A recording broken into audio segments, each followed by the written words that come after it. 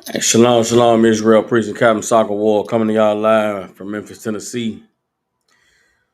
I know normally I don't teach classes on Thursday. I've been down for the last week. There's been a lot of things going on in the world. Commanding General Yohana taught class from Chicago last night.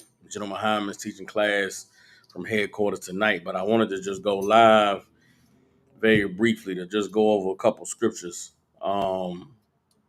With all the things that's going on, well, first and foremost, Prison Captain Soccer War coming to y'all live from Memphis, Tennessee. Every Tuesday, Wednesday, and Thursday, we have classes from 6 to 8 p.m. Central Standard Time. Since 1969, the Israelite School of Universal Practical Knowledge has been teaching so-called blacks, Hispanics, and Native Indians the truth according to the Bible. What is the truth? The truth is that so-called blacks, Hispanics, and Native Indians descend from the greatest people that have ever walked the face of the earth. The Bible identifies us as the lost 12 tribes of the nation of Israel.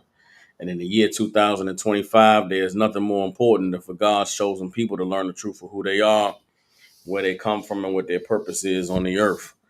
And what we like to do with these classes is allow brothers and sisters to go into this book called the Bible to gain a knowledge, wisdom, and understanding that the Most High has placed therein in order for us to come back to being the people that the Most High called us to be so that we can reclaim our righteous place on the earth as kings, priests, princesses, and daughters of Zion. As I was saying, man, I wanted to go live real quick. Um, with all the things that's going on in this country and in the world, with all of the things that were once hidden that are now being brought to light, uh, the fear and the angst and the unsurety is palpable, to say the least. Just being down here in Memphis and talking to brothers and sisters on the slavery and on the job, it's like a lot of our people are now becoming aware of just how clear and present the danger is that faces us as a people. And I'm thankful for the Most High uh, to now be allowing for those brothers and sisters to be able to see the truth. I just have a fear that for so many of our brothers and sisters, it's too late. For a long time, there's been a lot of propaganda that's been pushed on black people, Hispanics, Native Indians, that the oppressor who runs this country was somehow changed or different in this generation. With Barack Obama, we were taught that we were living in a post-racial society, a post-racial era in America, and that things that were going on in this country were, so much better. We were spoon-fed the lies about the civil rights movement and men like Martin Luther King and Jesse Jackson and all these different black leaders that have been propped up before us to really pacify us and to really sell us the dream that somehow we had arrived in this country. But the Most High is true to His word in that um, you cannot change who and what you are, and the oppressor in this place was made to be the oppressor. In every generation that he's been on the earth, and since the beginning of time that he's lived, he's been the wicked. He's been the devil that the Bible speaks of. At the same time, we have been the Lord's chosen people who have run from what it is that he requires of us. And in every generation, it's caught up to us. The Bible is a book that is a compilation of records that provides evidence of the children of Israel being called by the Lord to be a people who stand for something, who live their lives a certain kind of way, who are an example to the rest of the earth of what uh, the Most High meant for us to do with our lives. And in every generation, we've turned our backs on the Lord and not did what He said to do and suffered the consequences of it. Uh, but since 1969, the Lord has provided an opportunity for the brothers and sisters of this generation to learn the truth and to turn back to Him and to truly um, have a place where we can learn to be the best version of ourselves, or we could learn to put our sins away and learn to, learn what it means to be a man of God or be a woman of God, or pattern ourselves after the spirit that the Most High gave us, to separate ourselves and to, truly be a people that um, is above all others that are on the face of the earth. But at every turn, um, for a lot of us, that opportunity has been thwarted. But in this day and time that we're in now, those brothers and sisters who the Lord has given the opportunity to stand for righteousness, uh, if you take it, there's a wonderful blessing in being under the Lord's protection and being under his guidance. But then there's also a great trouble that comes with having to watch all the people who suffer for not being under that protection and for not having that guidance.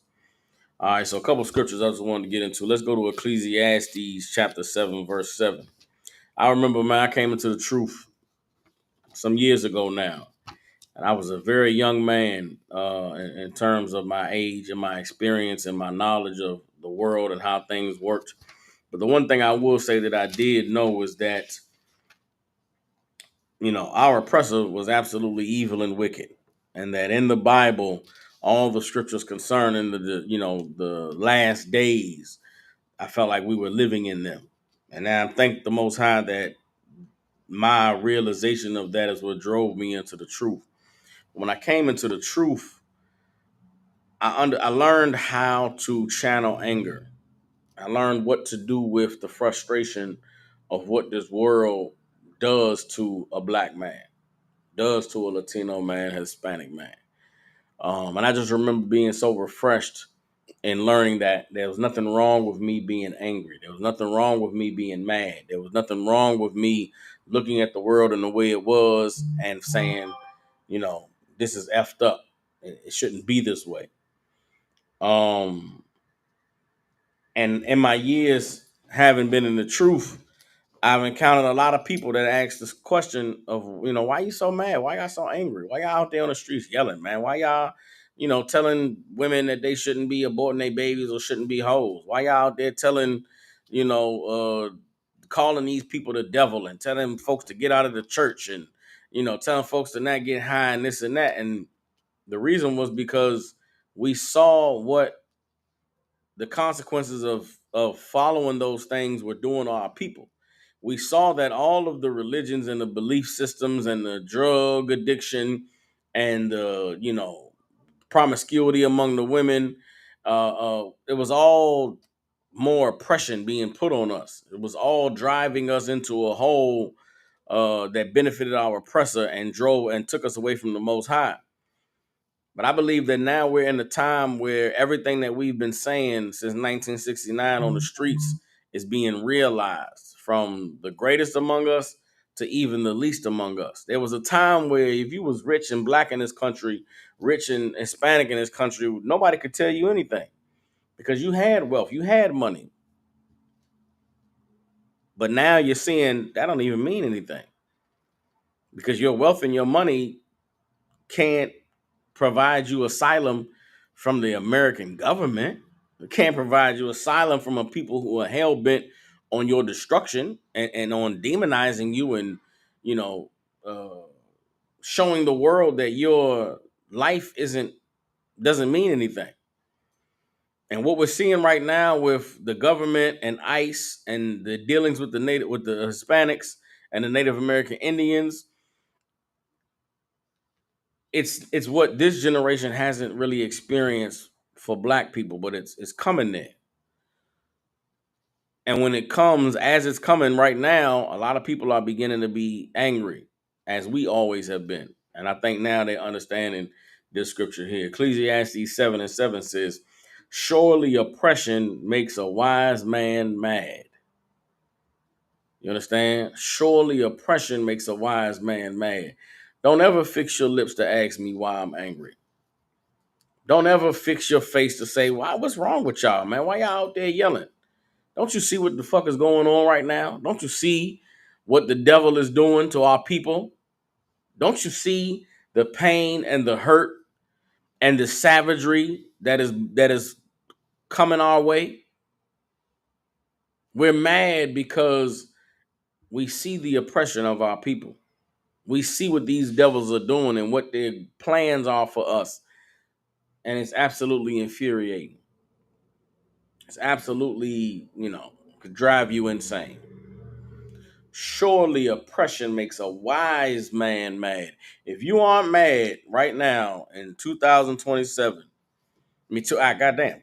Hey, look at me in the future, 2025. If you ain't mad right now, you have no wisdom. If you aren't angry about what's happening to these Hispanics and these Latinos and these Puerto Ricans and these Dominicans and these Haitians and these Jamaicans and Trinidadians and these Guatemalans and El Salvadorians and these Costa Ricans, then you are absolutely unwise. You don't have no knowledge, no understanding in you at all.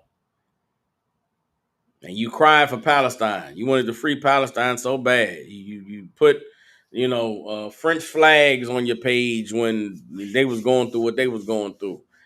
But now it's happening to our brothers and sisters, and you turn a blind eye. Now it's happening to our brothers and sisters, and you acting like, yeah, well, they are illegals. Shame on you. Shame on you for not having any wisdom. When we've had wisdom since 1969, thanks to the Most High and the spirit of our King Yahushua, who the world calls Christ. And I thank the Most High for Commanding General Yohana for holding on to the truth that was given to him many, many years ago, because it allowed a brother like me, in the midst of my anger and my frustration with the world, to learn that it was wisdom. It was wise to see what was happening and to be angry about it. And I thank the Most High for sharing that wisdom with more brothers and sisters. Let's keep reading Ecclesiastes 7:7 in the second half. It says, and a gift destroyeth the heart. What takes away the anger? What takes away the madness of someone who's wise to see the oppression? Being given an opportunity to sell out. Being given a promise of protection and security if only you'll shut your mouth and don't say nothing. You better be quiet. And that's what's happening right now. There's a lot of people that seeing what's happening and they can't say nothing because you know what? If they say something, they'll lose their gift. So they got to suck up their anger. They got to suck up their sadness and their frustration. They got to see what's happening and pretend like they don't. Why? Because they accepted their gift. I thank the Most High for, living check to check, for making just enough to pay my bills. Because there ain't nothing they could take from me that they ain't already took. I ain't got nothing to lose. So I have no choice but to serve the Lord. There's a lot of brothers and sisters, they feel like they have something to lose. And if they lose it, they ain't got nowhere to turn to. That's oppression. That should make you mad. You understand?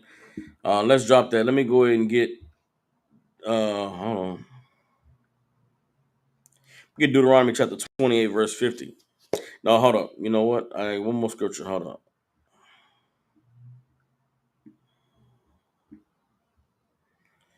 Hold up.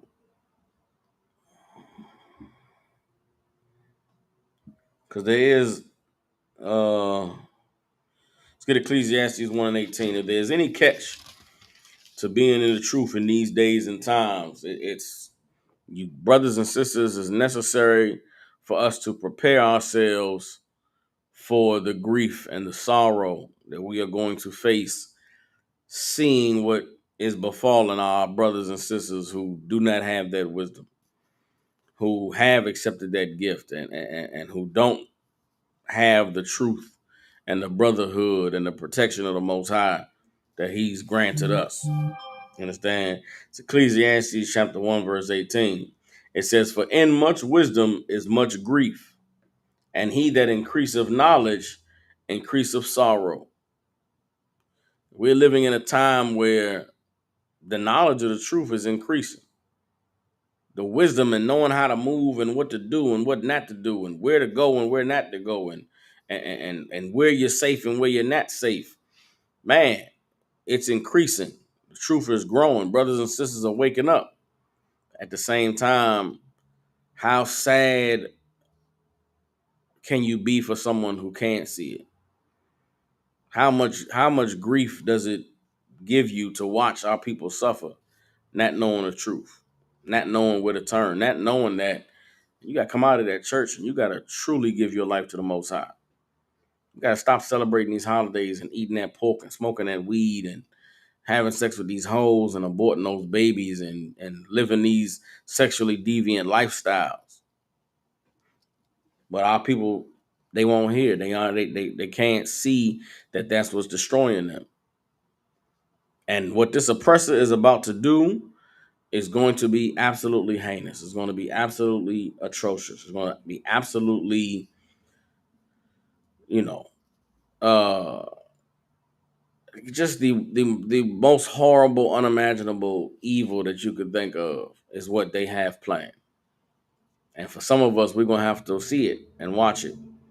And with all the knowledge and the wisdom and the understanding of the Most High that we have, it is going to fill you with sorrow and grief to see so many people suffer because they actually believed that the oppressor was not the devil that the Bible speaks of. Let me keep going. Let's drop that. Let's get Deuteronomy chapter 28, verse 50. Because what we have to acknowledge and accept is that for many years in this country, following in our oppressor's footsteps, there's a portion of our society that is every bit as evil and wicked and disgusting and abominable as our oppressor portrays it to be. Even though they're the ones who are behind it, our oppressor crafted a culture for black people, a culture of criminality, a culture of drug addiction, a culture of dysfunctional relationships, a culture of broken homes, a culture of disregarding one's life, a culture of poverty and clawing and scratching and killing and stepping over top of one another for crumbs. They created those circumstances and created that culture. But in the midst of it, a lot of our people have shined in it. They've championed being exactly what the devil wanted them to be. They've championed being exactly what our oppressor wanted them to be. And so a lot of the pain and a lot of the hurt and a lot of the death and a lot of the cruelty that we are going to witness, the people who are suffering it are not innocent. They have been deviant. They have been drug addicts. They have been against the Lord. A lot of our people who willingly are against the Most High. I watched Captain Tazaryak, man, do these battles and go on these interviews, and it's baffling to watch him break these scriptures down.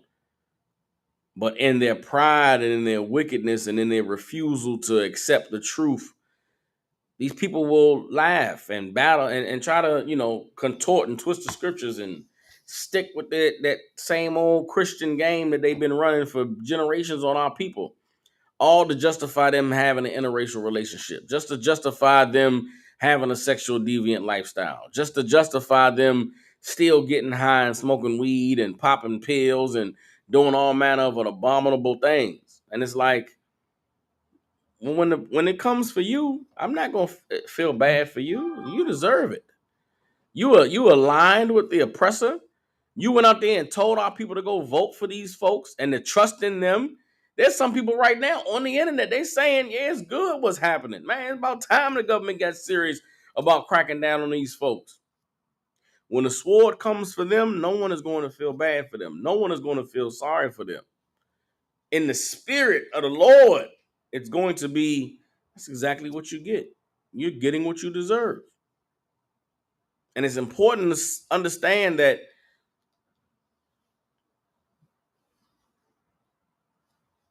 the righteous don't suffer in the same way the unrighteous do. And it's hard to convey to people in the world that don't understand the truth that even though you might think you're a good person, you ain't innocent in the Lord's eyes. You're absolutely disgusting. You're evil. You're a sinner. You're wicked. And there's no portion in the Lord for someone who is wicked, whether you know it or not. Whether you know you're wicked or not, whether you could have been raised in church your whole life and never was taught the truth. Does that mean the Lord ain't gonna deal with you for your sin? No. Now I will say that the blood of all of those people who die in their wickedness is on the hands of those leaders. It's on the hands of the people who were in positions to know the truth, to teach our people better. And they chose to side with the devil. That's what I'm talking about. Nobody's going to feel sorry for. Nobody's going to feel bad for them. You understand? Let's get Deuteronomy chapter 28, verse 50. The Most High prophesied to the children of Israel in the time when we were coming out of captivity that if we ever turned our back on the Lord, if we ever disobeyed him, if we ever allowed ourselves to adopt a culture that was contrary to the laws and the righteousness that the Most High established, that we would suffer for it. And we've been suffering for it in every generation that we've been on this earth. And we've suffered in this generation. And it's ramping up to a climax that is of biblical proportions. But I'm going to read Deuteronomy chapter 28, verse 50. It says, a nation of fierce countenance. Let me read verse 49. Deuteronomy 28 and 49 says, the Lord shall bring a nation against thee from far, from the end of the earth, as swift as the eagle flieth, a nation whose tongue thou shalt not understand. That's the oppressor. That's the America. That's the government and the bald eagle and pride and law and order and all of these dog whistles and buzzwords that they love to use. The Lord said he was going to send a people against us of a fierce countenance, a cruel, evil, scary people. If you ain't scared, if you're not in the truth and you're not afraid about what's going on in this country and what's taking place, you're dead. There's no life in you. Salaki, you're unalived. I don't know, whatever. You're in a bad spot.